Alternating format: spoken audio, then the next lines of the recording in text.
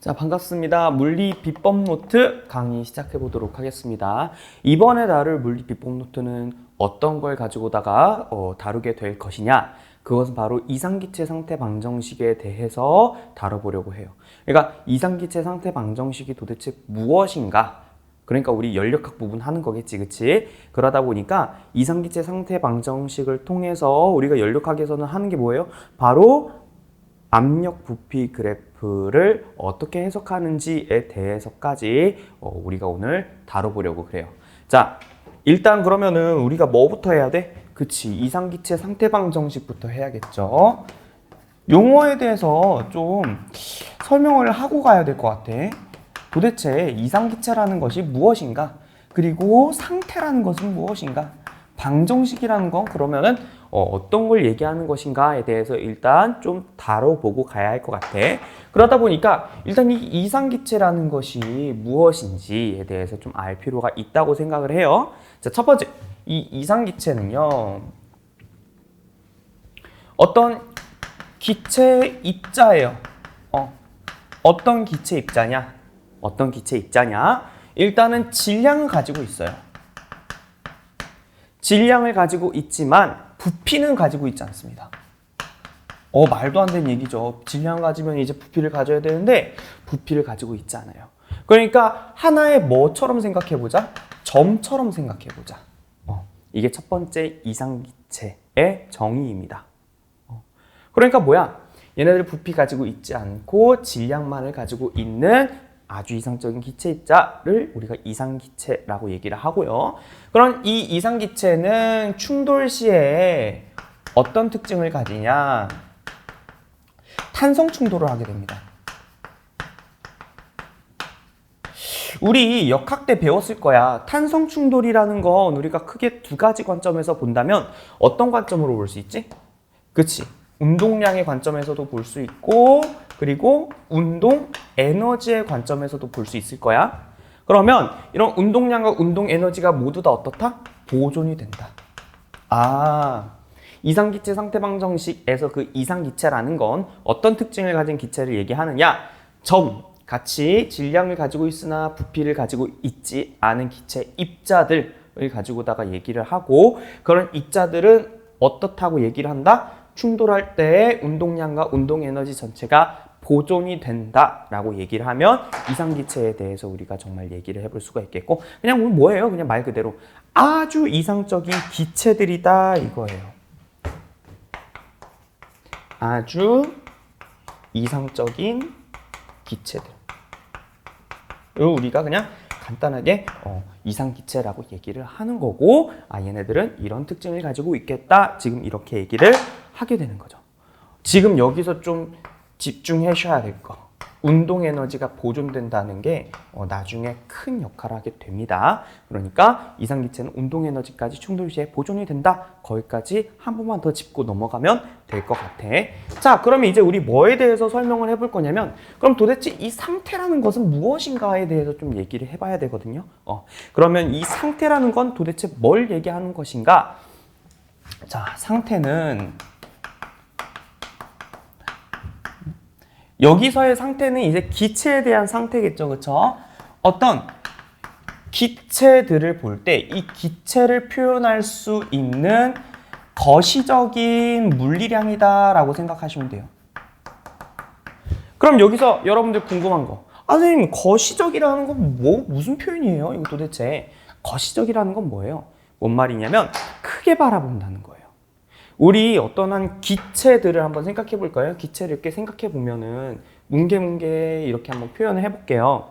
그러면 여기 이 기체에는 그 기체들을 구성하고 있는 기체 입자들, 지금 여기서는 뭐야? 이상기체 입자들이겠죠, 그쵸? 그런 기체 입자들이 있을 거예요. 그럼 이 기체 안에서 이런 입자들은 똑같은 운동을 하느냐? 아니거든요. 어떤 운동을 해요? 그쵸? 무작위적인 운동을 한다 이거야. 뭔 말이야? 다 따로 논다 이거예요. 그러니까 우리가 사실은 이런 기체에 대해서 설명을 하기 위해서는 이런 입자들, 얘야 너는 어디로 운동하니? 얘야 너의 위치는 어디니? 하면서 어떻게 해야 돼? 하나하나 다 물어봐야 돼. 이렇게. 아, 그래. 1번 기체 너는 이쪽으로 운동하고 있구나. 그리고 너의 위치는 여기에서 요 정도의 위치를 가지고 있구나. 이렇게 한번 다 물어봐야 된다고. 그래야지 어떻게 해야 돼? 이런 기체들을 서술할 수 있게 됩니다. 그러나 우리 일상생활에서 기체 보여요? 아니잖아, 그쵸? 안 보이잖아. 그렇다 보니까 우리가 이런 무작위적인 운동을 하는 기체 입자 하나하나들을 고려해 볼 수가 없는 거야. 다시 말해서 우리는 이 기체 전체를 우리는 뭘 가지고다가 얘기를 하느냐? 측정 가능한 물리량을 가지고다가 얘기를 해보는 거예요.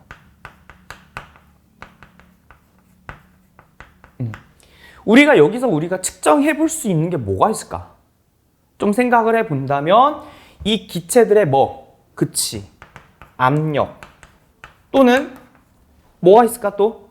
우리 주변에 그쵸, 온도 그리고 예를 들어서 기체의 부피 이런 것들에 대해서 좀 얘기를 해볼 필요가 있단 얘기예요. 그러면 이 상태라는 건 뭐예요? 기체들을 뭘 가지고서 거시적이고 측정 가능한 물리량, 즉 뭐예요? 압력, 온도, 부피 등등을 가지고다가 이런 기체들을 설명하는 것을 우리는 상태라고 얘기를 하더라. 그러니까 상태는 뭐예요? 압력, 온도, 부피.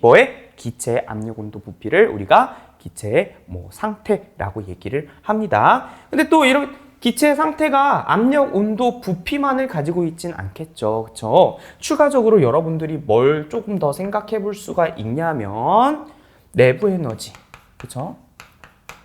이런 것들까지도 우리가 한번 설명해 볼 수도 있겠고, 또는 이 기체들을 구성하고 있는 기체의 입자의 개수, 이런 것들을 가지고다가 우리가 설명을 한번 해볼 수가 있을 것 같아요.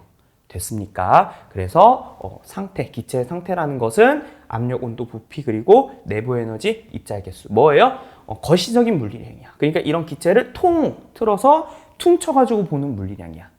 그 물리량 어때야 돼? 그치? 측정이 가능해야 돼. 우리가 여기까지만 짚고 넘어가면 될 것 같아. 자, 그럼 이 방정식이라는 건 어떤 의미를 가지고 있을까요? 방정식. 우리 방정식 한번 볼까요? 예를 들어서 이런 게 있을 수도 있겠지. 예를 들어서 x, y는 1이다. 방정식 맞죠? y는 a, x이다. 방정식 맞나요? 그쵸?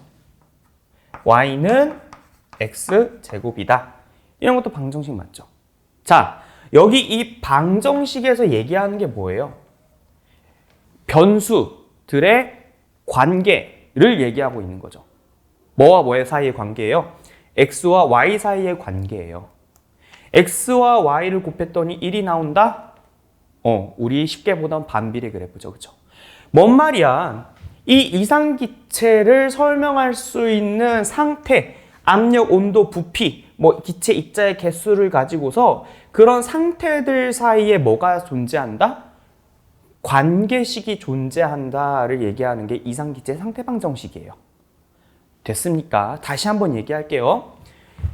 이상기체들, 어떤 기체야? 점으로 볼 수 있는 기체 입자들, 충돌할 때 운동량과 운동에너지가 전체적으로 보존되는 기체 입자들의 그 이상기체들을 설명할 수 있는 상태, 압력, 온도, 부피, 그리고 기체 입자의 개수를 가지고서 걔네들의 어떤 연관된 어떤 그런 관계를 찾는 것, 그것이 이상기체 상태방정식이다. 이렇게 우리가 설명을 해볼 수가 있을 것 같습니다. 이상기체 상태방정식의 정의 뭔지 아시겠죠? 자, 그 다음. 그럼 이런 이상기체 상태방정식을 이제 좀 유도를 해볼 텐데요.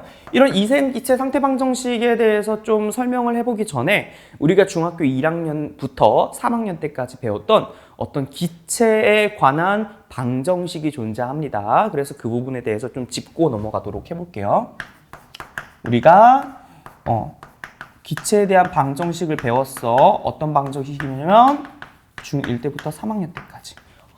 선생님 뭘 배웠어요? 저 기억이 안 나는데요? 라고 생각할 수도 있겠지만 한번 보세요. 우리가 첫 번째로 중1 때 뭘 배웠어요?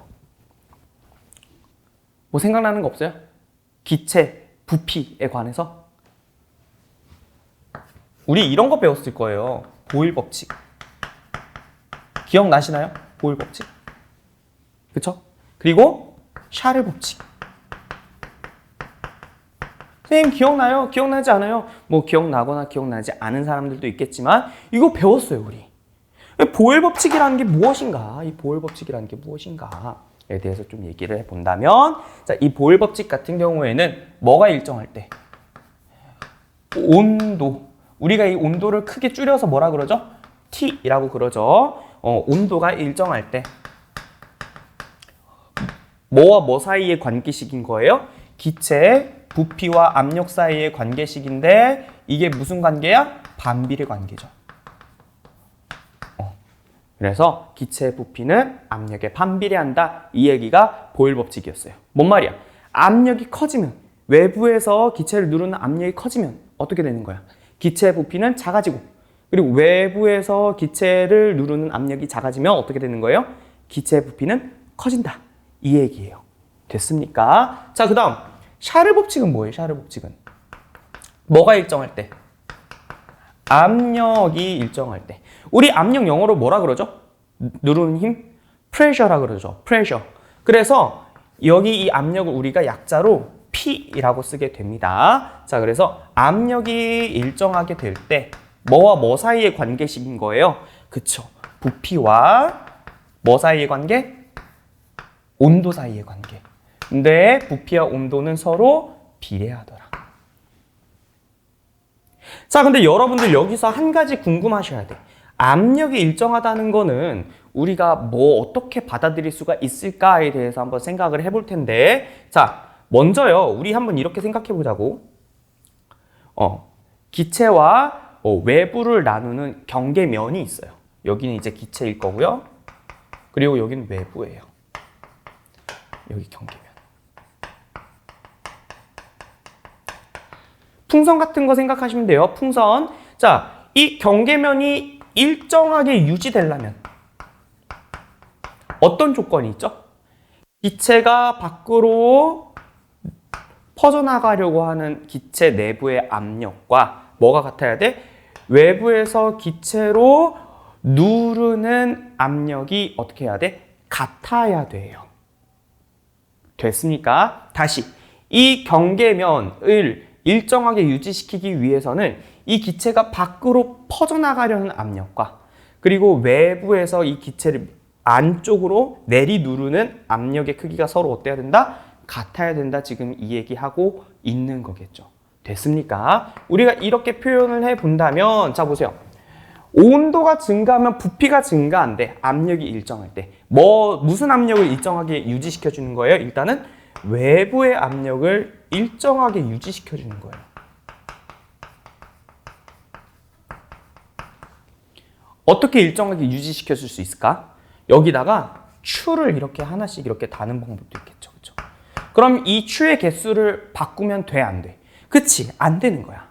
압력을 일정하게 유지시켜 준다는 게 지금 이 추의 개수를 일정하게 유지시켜 준다라고 설명할 수 있어요. 자, 그러면 온도가 증가하니까 기체 내부의 압력은 어떻게 되겠어? 증가하게 되겠죠. 자, 기체 내부의 압력이 증가하게 되면 그만큼 어떻게 되는 거예요? 얘가 다시 일정해질 때까지 어떻게 되는 거예요? 기체의 부피가 팽창하게 되겠죠. 그쵸? 그러다 보니까 이 샤를 법칙은 뭐예요? 부피와 온도 사이의 관계만을 우리가 좀 따져볼 수가 있는 거예요. 여기까지 됐습니까? 자, 그 다음 중학교 3학년 때는 뭐에 대해서 배웠나요? 그쵸? 게이 류삭 법칙에 대해서 배웠어요. 우리 이거 어디서 배웠냐면은 화학 반응식. 일단은 화학 반응 법칙에 대해서 배울 때 뭐 기체의 개수비는 부피비다. 이거 얘기할 때 배웠어요. 그래서 얘는 뭐에 대해서 얘기를 하는 것인가를 봤더니 뭐와 뭐가 일정할 때? 온도 그리고 압력이 일정할 때. 뭐와 뭐 사이의 관계예요? 기체 부피와 뭐 사이의 관계? 기체 입자의 개수 사이에 대한 관계예요. 그러다 보니까 기체 부피는 뭐에 비례해요? 기체 입자의 개수에 비례한다. 이게 게일-이삭 법칙입니다. 이 기체 입자의 개수 우리가 크게 뭐라고 얘기를 하냐면요. 개수잖아요. 넘버라고 얘기를 해서 large n으로 쓰게 됩니다. 부피는요. 우리 볼륨이라고 얘기하니까 부피는 large v라고 쓰게 되고요. 뭔 말인지 알겠어요? 우리가 이렇게 보일 법칙, 샤를 법칙, 그리고 게일-이삭 법칙에 대해서 우리가 중학교 1학년 때부터 3학년 때까지 배운 게 분명히 있다 이 말이야. 자, 그러면 이런 세 가지 기체 방정식을 통해서 우리 이상기체 상태 방정식을 우리가 설명을 한번 해볼 텐데, 그럼 이 이상기체 상태 방정식은 뭘 만족하느냐? 이런 세 가지 기체 방정식을 다 만족해야 돼요. 자, 다시 한번 여기를 끌고 한번 와보자. 그래서 첫 번째, 우리 보일 법칙. 보일 법칙 같은 경우에는 기체 입자의 부피는 뭐에 반비례해? 압력에 반비례해. 뭐가 일정할 때? 이제는 뭐까지도 고려해줘야 돼? 변수로 기체 입자의 개수까지도 우리가 고려해줘야 돼. 그러다 보니까 온도와 기체 입자의 개수가 일정할 때라고 얘기를 해줘야 돼요. 그쵸? 이제는 뭐 어떻게 되는 거야? 기체 입자의 개수가 바뀌면 부피가 어떻게 되는 거예요? 바뀐다. 여기까지 되는 거죠. 그죠? 자, 그 다음 두 번째. 샤를 법칙. 샤를 법칙은 어때요? 기체 부피는 뭐에 비례해? 기체의 온도에 비례해. 뭐가 일정할 때? 압력과 기체 입자의 개수가 일정할 때. 이렇게 되는 거예요. 자, 그다음 세 번째. 게일-이삭 법칙. 뭐예요? 기체 부피는 뭐에 비례해요? 기체 입자의 개수에 비례해. 뭐와 뭐가 일정할 때? 온도와 압력이 일정할 때. 자, 이 세 가지를 다 만족시켜야 돼. 자, 봅시다. 이 세 가지를 다 만족시키려면 우리가 어떤 식으로 한번 써볼 수가 있을까? 자, 일단 여기서부터 갈까요? 그러면 부피는 입자 개수에 비례하게 된대요. 자, 그럼 첫 번째. 그러면 이렇게 쓰고 이렇게 쓸 거야. 자, 그 다음 부피는 온도에 비례한대요. 그러니까 이 온도는 어디다 들어가야 돼? 여기에 들어가야겠죠. 그죠? 자, 됐습니까?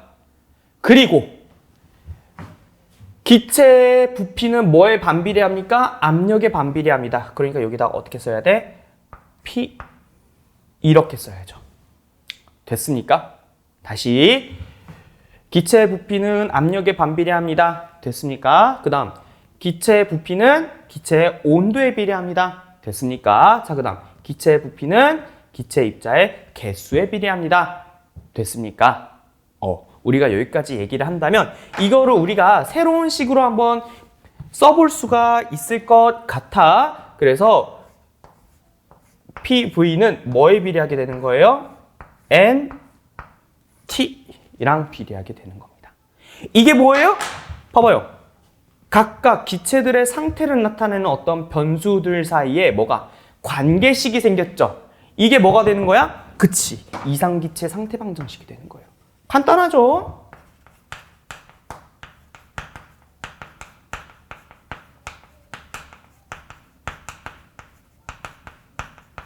우리가 이렇게 한번 얘기를 해볼 수 있어요. 이걸 조금 더 엄밀하게 얘기를 한다면 여기다가 뭘 붙여줘야 돼? 상수를 붙여줘야 돼요. 우리 비례상수를 붙여줘야 돼. 왜 그러냐? 뭐 예를 들어서 물론 여기다 한번 적어볼까? 예를 들어서 물론 x는 y에 비례합니다라고 한번 써볼까요? x는 y에 비례합니다. y는 x에 비례합니다라고 쓰자. y는 x에 비례합니다. 이렇게 썼어요. 그러면 x값에 따라서 y값도 증가하는구나. x값에 따라서 y값도 x값이 감소하면 y값도 감소하는구나. 이거 알고 있지만 뭘 몰라? 어느 정도로 증가하고 어느 정도로 감소하는지 모르죠. 그렇죠? 그렇기 때문에 우리는 항상 뭐로 만들고 싶어? 는으로 만들고 싶어. 여기 이 자리를 는으로 만들고 싶어. 는으로 만들려면 뭐가 필요해? 항상 이 x값에 따라서 y값이 어느 정도의 크기로 증가하는지에 대한 비례상수를 붙여줘야 된다는 얘기야. 예를 들어서 y는 ax 이렇게요.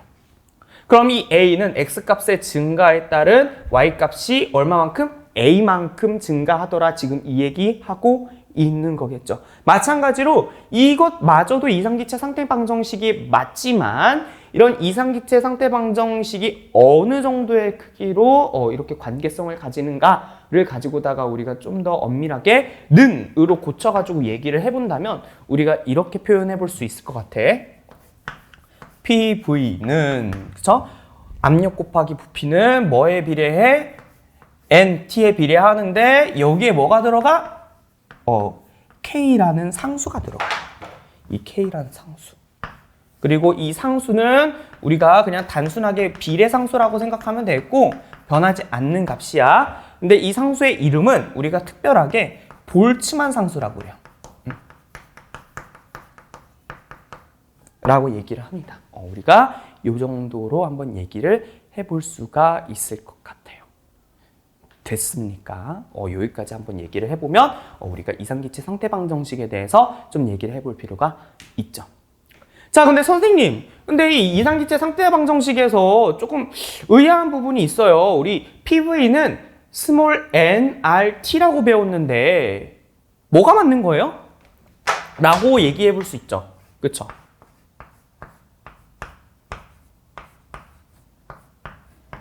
우리 이렇게 배웠어요, 선생님. 이거 틀린 거 아닙니까? 이렇게 얘기를 해볼 수도 있지만 이것도 맞고 이것도 맞아요. 이건 약간 볼츠만 상수라는 거 어떤 느낌을 가지고 있냐면 약간 통계적인 느낌으로 들어간다라고 생각하시면 돼요. 그러니까 얘는 통계적인 입장에서 봤을 때 그때의 이상기체 상태방정식이다 이렇게 좀 설명을 해보면 되겠고 화학에서는 이게 더 편할 거예요. 이 화학에서는 이게 더 편할 텐데 얘와 얘 사이에는 그럼 어떤 관계가 있을까? 자, 이 스몰 n은 뭐예요? 몰수죠. 몰수. 몰수는 어떻게 나타내요? 기체 입자에다가 뭘 나눠요? 아보가드로 수를 나누죠. 그쵸? 뭉탱이로 보겠다는 거잖아. 그치? 기체 입자들을 한 덩어리로 보겠다는 거잖아. 그쵸? 몰수는. 그래서 기체 입자 나누기 아보가드로 수. 그러니까 결국 뭐예요? 아보가드로 수에다가 전체 기체 입자의 개수 n을 나눈 값이 되게 됩니다. 됐습니까? 그러니까 지금 기체 입자의 입장에서 본다면 아보가드로 수를 나누고서 아보가드로 수를 곱하는 볼츠만 상수에다가 그럼 그게 뭐가 되는 거예요? 그게 기체 상수가 된다. 요 정도까지만 알아두면 좋을 것 같습니다. 근데 저는 연력학에서는요. 이 라지 NKBT를 쓰는 거를 조금 추천드려요. 왜냐하면 우리는 뭘 봐야 돼? 기체 입자의 개수를 봐야 되거든요. 기체 입자의 개수들을 봐야 되니까 이 라지 N이 좀 더 직접적이고 직관적이에요. 그러니까 저는 이걸 좀 추천을 드리고 근데 우리 물리 1에서는요. 뭐가 상수냐? 또 기체 입자의 개수는 변하지가 않아요. 얘도 일정해. 그러니까 상수 취급을 한다는 거예요. 참 편하죠. 그러니까 전체적으로 어떻게 되는 거예요? 얘네들 전체가 NKB가 상수가 되겠고 얘네들을 그냥 A라고 둔다면 이상기체 상태방정식은 다시 어떤 방식으로 바꿀 수가 있어요? 여기 밑에다 쓸게. PV는 어떻게 돼? AT다. 우리가 이렇게 좀 써볼 수가 있겠고 결과적으로는 압력과 부피를 곱하면 뭐가 비례된다는 거예요? 온도에 비례한다라고 설명하시면 돼요. 자, 그럼 내가 압력 곱하기 부피가 우리가 온도라고 치게 된다면 우리 압력 부피 그래프에서는 어떻게 설명할 수가 있을까요? 그쵸? 이제는 방향성을 알겠죠? 그쵸? 그렇게 설명하면 돼. 근데 우리 여러분들 또 압력 부피 온도 말고도 우리 한 가지의 상태를 더 배우게 되는데 내부 에너지. 우리 이 내부 에너지 대문자 U로 쓰죠. 그쵸? 자, 이 내부 에너지는요. 핵심은 뭐냐? 어떤 기체 입자들이 있을 때 이 기체 입자에서 보존되는, 내부적으로 보존되는 에너지는 무엇인가 이걸 따져본다는 거예요. 자, 근데 우리 이 기체, 우리 무슨 기체라 그랬죠? 이상기체라 그랬어요. 자, 복습해보자고. 이상기체는 뭐예요? 질량은 있으나 부피는 없는 점이다. 그리고 두 번째, 탄성 충돌한다. 뭐가 보존된다는 거예요? 운동 에너지가 보존된다는 거예요. 그걸 아셔야 돼요. 내부 에너지는 뭐를 신경 쓴다고? 보존되는 에너지. 기체 내부에서 보존되는 에너지를 신경을 쓴다고. 그러다 보니까 이런 기체들을 이상기체라고 가정했을 경우에 이 이상기체에서 보존되는 에너지가 뭐다? 운동 에너지다라고 우리가 설명해 볼 수가 있는 거예요. 물론 내부 에너지라고 하니까 이 기체 내부의 에너지들을 고려를 해줘야 돼요.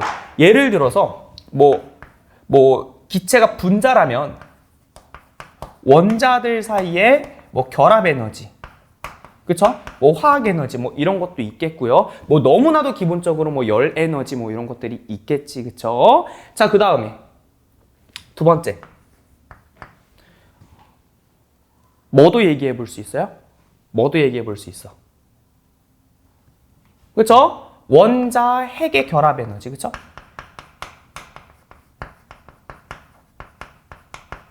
또 뭐도 설명해 볼 수 있어요? 그 원자 핵을 이루고 있는 양성자, 중성자 내부의 쿼크들의 결합 에너지 이런 것까지 가볼 수 있겠죠. 이런 것들을 다 신경 써줘야 하는 건 맞지만 그러나 우리는 뭘 가지고 있어? 이상기체라는 강력한 무기를 가지고 있어요. 이상기체라는 강력한 무기 어떻다고요? 질량은 가지고 있으나 부피는 가지고 있지 않다. 그러니까 딱딱한 공 모양이다 이런 얘기 한다면 이런 것들이 신경을 쓸 수 있어요, 없어요? 이런 것들을 신경 쓰지 않아도 됩니다. 오로지 뭐만 신경 쓰면 돼요? 이상기체는 운동 에너지의 입장에서 이 운동 에너지만 신경 써주면 될 것 같아요. 자, 근데 우리 이 운동 에너지라고 얘기하니까 이 운동 에너지는 또 뭐랑 관련이 있느냐? 온도랑 관련이 있거든요. 자, 그러니까 이 온도랑 관련이 어떻게 있느냐? 왜 우리 중학교 3학년 때, 중학교 2학년 때 이거 배웠을 거야.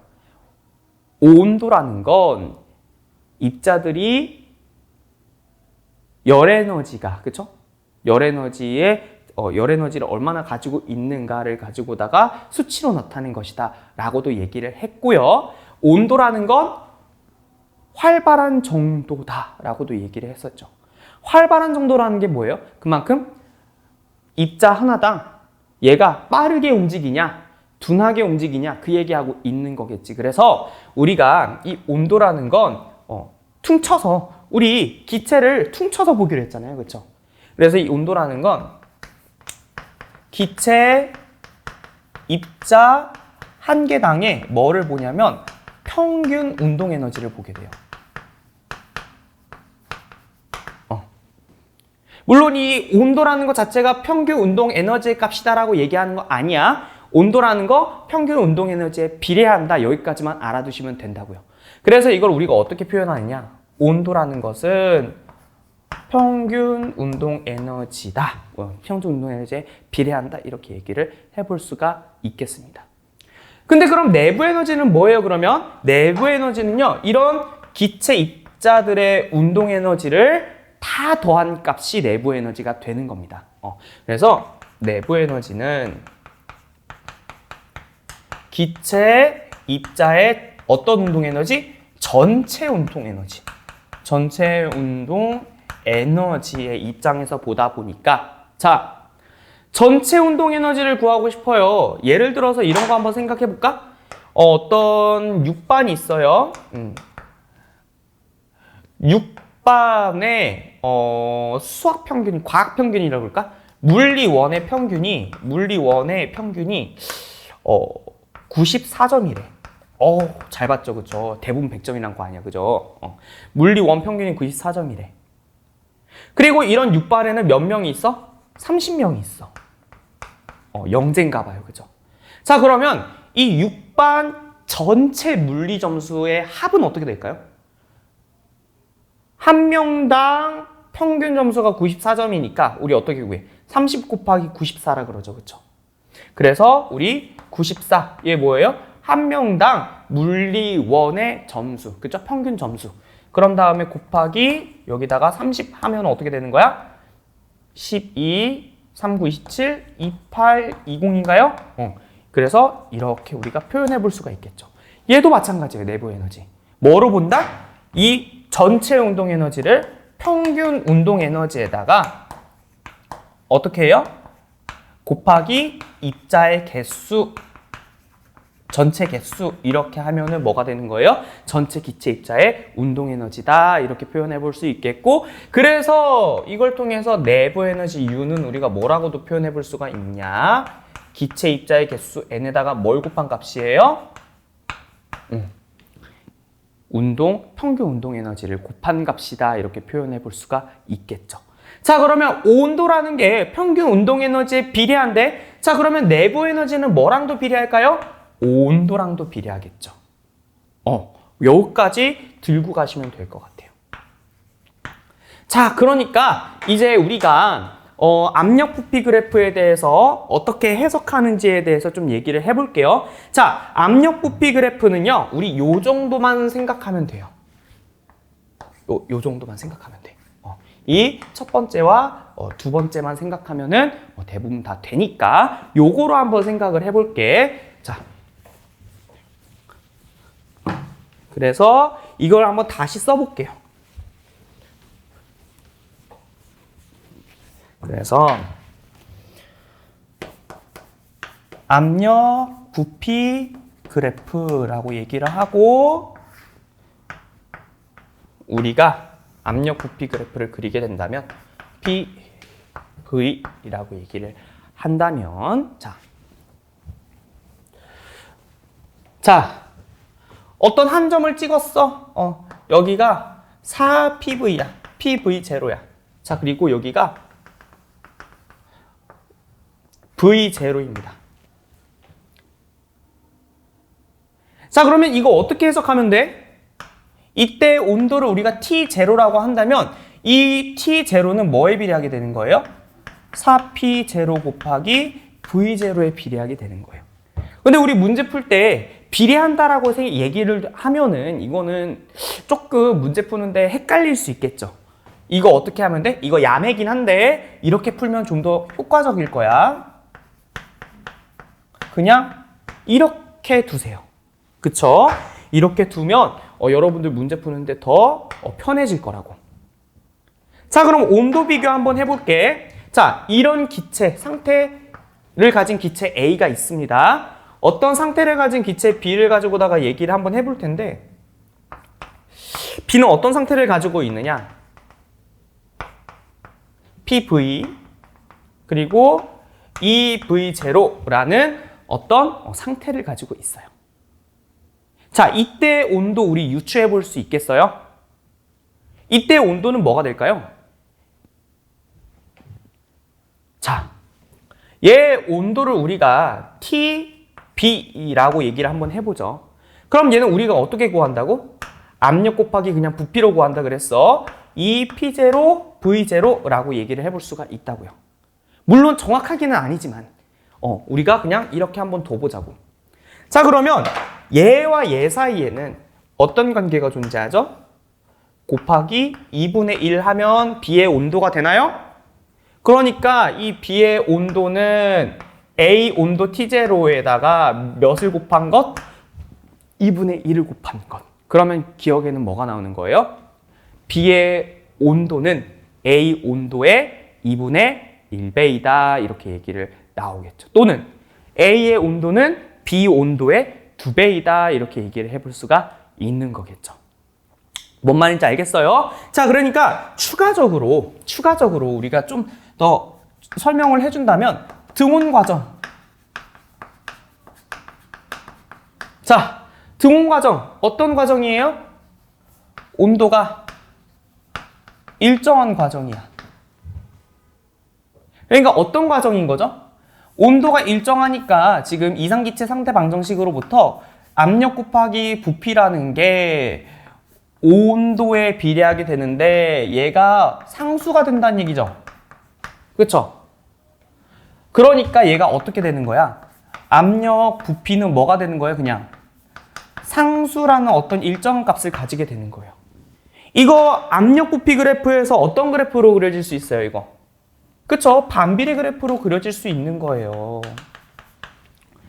그쵸? 거기까지 들고 가. 그러다 보니까 우리가 어떤 A 상태에서 등온 과정을 거친다 하면 이런 점 A를 포함하는 이런 어떤 반비례 그래프를 그려보면 이게 뭐가 되는 거야? 그때 A 상태가 등온 과정을 거치는구나 이렇게 설명해 볼 수가 있는 거예요.